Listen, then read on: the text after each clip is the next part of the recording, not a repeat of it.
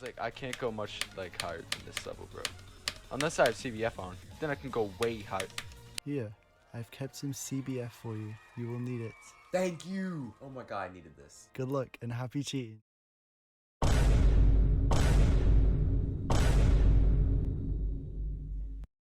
Click Between Frames, or CBF for short, has been the talk of the town ever since its release. It's a geode mod which allows one to click in between a given frame. Most of us know how frames work, but to those who don't, I like to use a flipbook as a comparison. A flipbook is one where each page has a slightly different image from the last one, so when you flip through the whole book, it looks like the images are moving. Now, FPS stands for frames per second, but using the book analog, you can use flips per second. If, for instance, you flip 60 pages per second or have 60 flips per second, you could see the movement. But if you flip 240 pages every second or had 240 flips per second, the illusion would look a lot clearer and more seamless. That's the same concept with FPS. Frames per second is the amount of frames appearing on your screen in 1 second. For instance, this is a video I'm editing. This is 1 frame. And this is the next one, and this is the one after that. That was 3 frames. Modern games usually aim for 60 of these frames occurring every single second. We, as humans, don't see in frames, but the equivalent for what we as humans see in real life is anywhere between 30 to 60 frames per second. Fuck nigga. Yeah. Pussy. When you're playing video games, however, you can easily have 240 or 360 frames per second. Some extremely hard games, like Geometry Dash, almost require this to beat really difficult levels. But FPS changes don't only grant you visual advantages. When you control what's on the screen, the way in which you do so now correlates to how often you see images on said screen. In Geometry Dash, there is something called physics steps, which directly corresponds to frames per second. Physics steps are increments of time where your icon will move. If you're playing at 240 FPS, you have 240 physics steps, meaning your icon will move 240 times per second. If you are playing at 60 FPS, your icon will move 60 times per second. Now, it is very possible to click in between one physics step and another. If you do this, the game will wait until the next physics step to register your input, and then act accordingly by moving your icon and its hitbox. This is how the game works. The reason why playing on 240 FPS, for instance, is more advantageous than playing on 60 FPS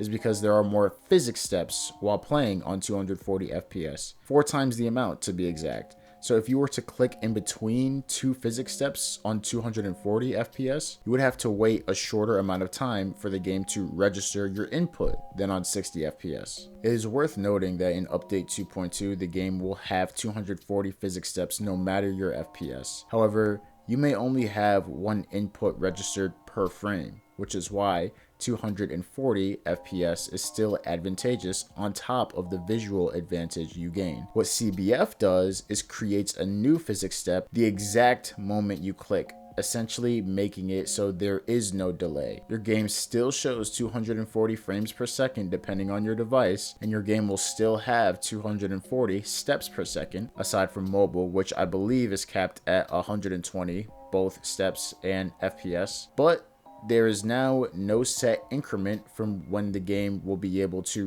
register your input. There are a ton of benefits with playing with CBF, some of which include the ability to play top levels on any FPS value, and no longer needing to buy high-end hardware to run high-end levels smoothly. And a lot of accomplishments have been made with CBF, such as Bloodbath being beaten on 20 frames per second, and Secoup in Circles being beaten on 60 frames per second. Grief is also 80% verified with CBF, which is an upcoming top 1 level that is well ahead of the difficulty of our current top 1 tidal wave. But unfortunately, using this mod is cheating and has also had some negative consequences as a result of its release, and I'll tell you why. But first, there are some things to address. I understand that this is a controversial topic, and unfortunately, the GD community can't handle controversial topics very well. I've experienced this firsthand by my own comment section on my top 10 Geometry Dash players video. I said by the end of 2024, Trick and Popoff were above Zoink, and because Trick retired, obviously I think Zoink is a better player than Trick, but I still have pop off above Zoink. People literally called it propaganda and rage bait. Like, bro, get the out of your mouth. Bro, even top players said y'all were tweaking in the comments. What's up, Mdog5? Thank you for making that one video recently of the Zoink Blaze video. I watched that whole thing. You can't just say it's not possible that pop-off is number one, because they are very close in skill. You can't just say it's objective that Zoink's number one. That's like a ridiculous thing to say. This is also a topic I know will bring controversy. First off, I'm not on Twitter. It's a digital cesspit, so I'm not coming with the hostility that you may see on there. But a video of a similar topic caught my eye, and the comments on there were really reductive and didn't respect the conversation or the time the channel put into making the video with actual critical thinking. I was even surprised by Septagon's comment, calling the video silly and then stating points that the content in the video negates. Instead of pushing for more conversation, the creators seemed successfully gaslit into agreeing that the video was silly and was made for fun. Not saying that was Septagon's intention with the comment, but the video seemed pretty serious to me.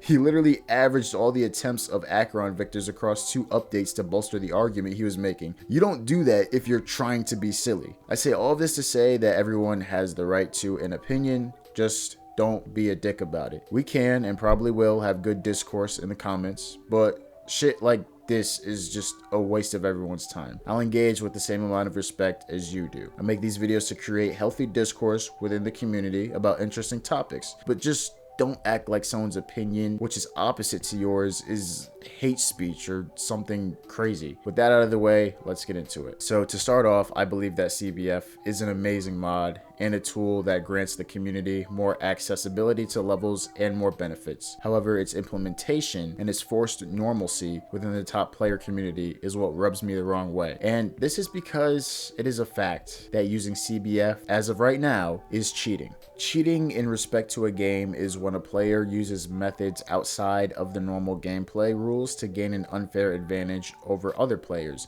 usually by exploiting bugs or using third-party software to manipulate the game's mechanics and achieve better results than they could through standard play. A second definition describes cheating as when a player uses various methods to create an advantage beyond normal gameplay, usually in order to make the game easier. Cheats may be activated from within the game itself, such as a cheat code implemented by the developer or created by third-party software or hardware. So CBF is a third-party software that manipulates the game to gain an unfair advantage over other players and to achieve better results. CBF is an advantage beyond normal gameplay used to make the game easier. How, you might ask? CBF is a third-party software because it is a geode mod. All geode mods are third-party software because it was not created by Robtop Games, the developer of Jamshadash, and because there is no mechanic in the game which allows you to literally click in between frames or create your own physics steps. CBF is no debate manipulating the game to make it easier. This is why it is cheating, and there really isn't any debate to it. The second Robtop Games adds his own version of CBF into the game for all players to use as an option, then no, it will not be cheating. Now, people may not like the term cheating because the word implies nefarious intent. Like this one commenter said perfectly, I'm fairly sure the vast majority of people want it, but just differ on whether they think it's cheating or not. Wanting it and thinking it is cheating are not mutually exclusive. When you cheat in a video game, it is usually coming at the expense of other people, which is why it is looked down upon. For instance, aimbot or wall hacks in Call of Duty comes at the expense of other players' time and experience. But because Jamshadash is a single player game, using hacks isn't coming at the expense of anyone in most cases. Also, because CBF's benefits aren't very extreme, such as no clip, it is often seen as legitimate. What helped with this was the pointercrate demonlist team and global demonlist team allowing CBF completions to count as records. This is a decision we'll touch on soon, but regardless, by the definition of cheating, CBF fits the description to a T. Now, as a rebuttal, people love to bring up FPS Bypass and pointing out that not only was it accepted by the demon list, but the vast majority of the community also accepts it as not cheating. Allow me to explain something to you. FPS Bypass was never cheating, even when Robtop capped the FPS limit to 240 frames per second. And if you think it is, feel free to boycott your boy Zoink, W Pop Off, Thunder, Trick, and a bunch of other top players right now. In 2.1, FPS Bypass allowed your game to run as though it was playing within 360 FPS by changing the physics steps. Therefore, you could play the game as though it was running in, for instance, 360 FPS despite your monitor displaying, for instance, 60 FPS. This negated the need to buy expensive hardware in order to perform to the maximum capacity. For example, buying a PC that can run the game in those high FPS values in the first place, or without dropping frames,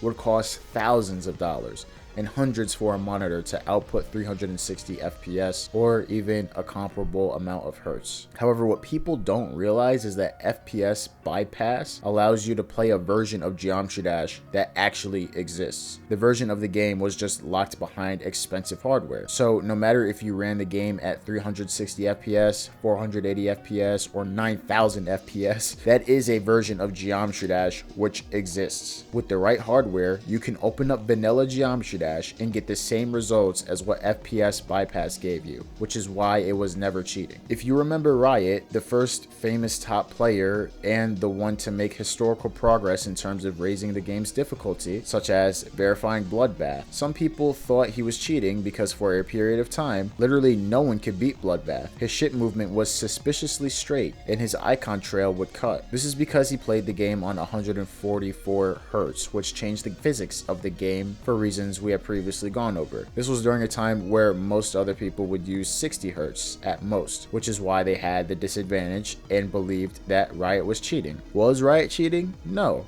He was just playing a vanilla version of Geometry Dash unlocked via better hardware, which FPS Bypass allows you to do without having to buy said hardware. Eventually, more and more of the community warmed up to FPS Bypass and allowed it on the daemon list. Now it is basically an essential tool. This is until 2.2 released and got a few updates. The daemon list team allowed and still does allow FPS Bypass for not only 2.1 levels, but also for 2.2 levels. And this is because in 2.2, your physics steps will play the same way no matter your FPS. So yeah, you can change your frames per second, but your physics steps are locked to how it plays at 240 FPS maximum. That was the flaw with this Aeon Air video. A lot of the controversy comes in the form of the denigrating of CBF users. A most famous example is its Kiba adding a CBF blocker to their level, Nullscapes, which is currently the second hardest level on the daemon list. The message reads, "CBF detected, loser, clicks between frames, is illegitimate and will not be allowed for use in Nullscapes. Please disable the mod in order to continue playing." I mean, is Kiba wrong? Not really, but it is aggressive, like the loser was kinda OD. But this puts the entire conversation in an interesting position. The main problem I have with CBF is how top players are forcing its normalcy just because the list allows it. Not too long ago,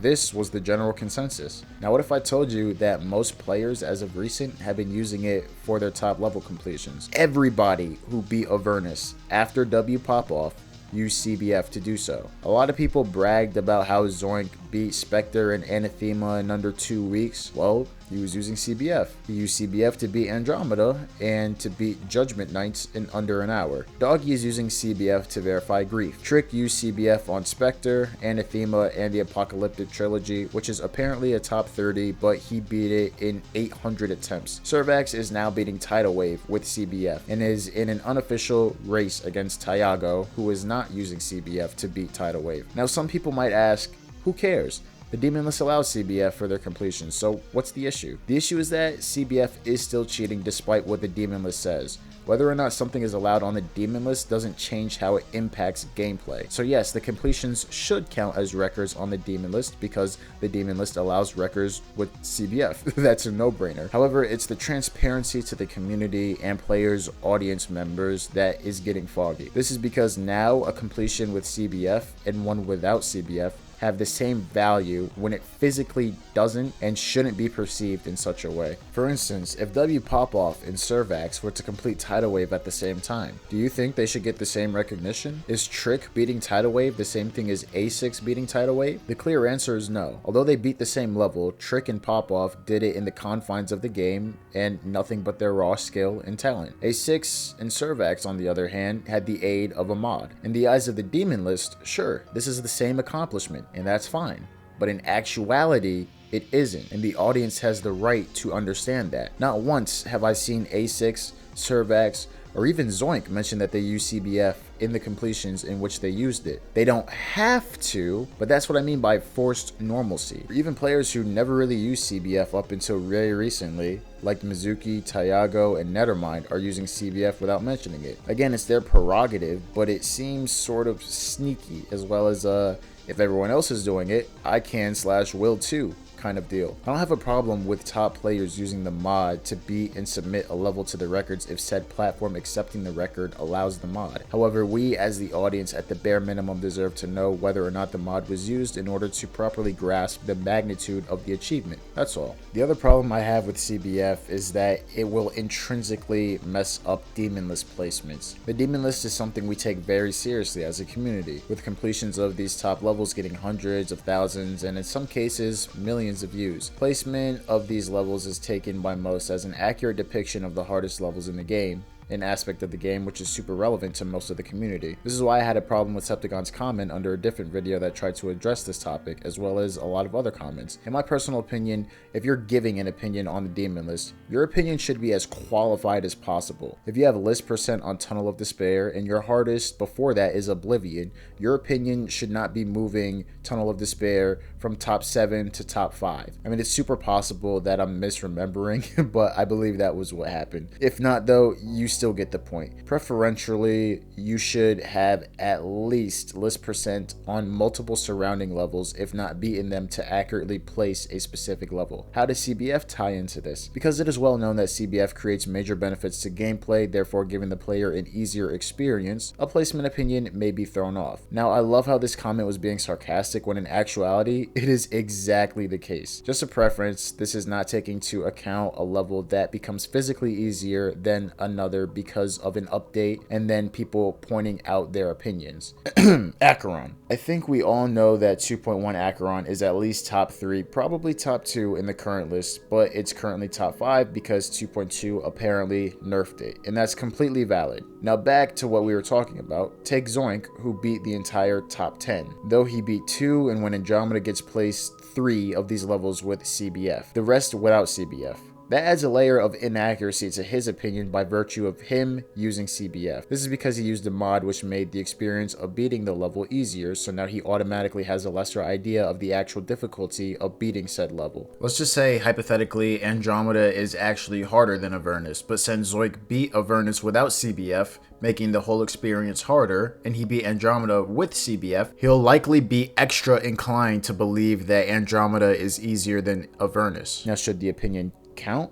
Sure. Does this automatically mean that Zoink's opinion on the level placement is invalid? Not at all. He might nail it with his placement opinion, but it's silly to ignore that there's going to be some inherent inconsistencies with level placements when one beats levels with CBF and others without it. Even if a player beats all their top levels with CBF, therefore making their opinion as consistent as someone who beat all their top levels without CBF, because the demon list values a CBF completion and a normal completion as the same thing, the opinions may clash with already existing non-CBF opinions. Let's use an example. So this spike is objectively more difficult to clear than this other spike, though it's close. It's objectively more difficult as they are placed further apart. If we clear them normally, you can kind of tell, but if you use CBF, the difference may become negligible, and then my opinion on which one is harder may go either way, although this set of spikes is still objectively more difficult than this other one. A common rebuttal is that the way we find out the difficulty of levels in the first place is through people's opinions, and opinions are subjective. First off, opinions have the purpose of determining which one is harder and easier. And two, no two levels are the exact same level of difficulty unless one is a clone of the other. Acheron is physically harder to clear than Silent Clubstep in the same sense that Acheron is physically harder to clear than Stereo Madness. It's just that Stereo Madness is a million times easier than Acheron, and Silent Clubstep is nearly just as hard as Acheron. You can't sit and tell me that a demon list that has this many requirements for submission and this many updates on why they make the changes they make doesn't